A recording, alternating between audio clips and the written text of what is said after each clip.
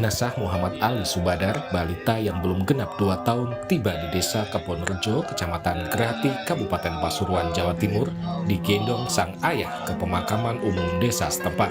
Puluhan kerabat dan tetangga mengiringi proses pemakaman bahkan hingga kembali ke rumah duka.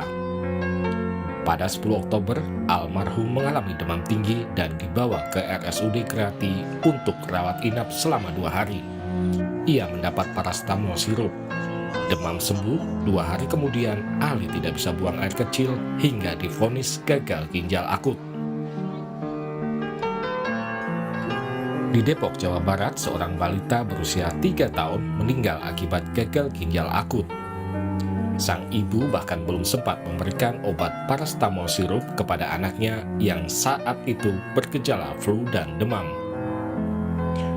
Flu dan demam sang anak memang sembuh, namun Askiara kemudian muntah-muntah dan tidak buang air kecil, hingga ia didiagnosa gagal ginjal akut dan dirujuk ke Rumah Sakit Cipto Mangunkusumo.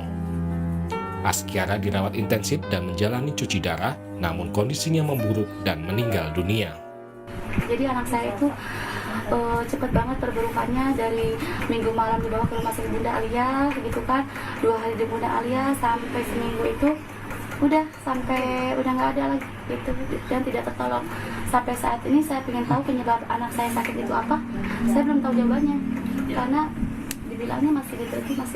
Saya tuh ingin tahu penyebab sakit anak saya itu apa, karena semua obat-obatan yang diminta RSCM dari awal anak saya sakit, dari awal anak saya sebelum sakit, yang obat-obat dari Bakti Jaya sudah saya kasih semua. Kisah pilu juga dialami warga Kebonjeruk, Jakarta Barat.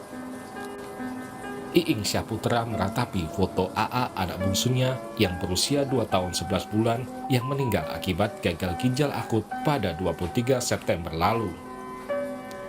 Awalnya pada 5 September, sang anak mengalami batuk dan demam hingga dibawa ke puskesmas yang memberikan obat parastamol sirup.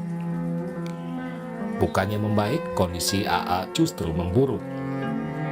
Kembali ke puskesmas, AA diberi obat antibiotik sirup.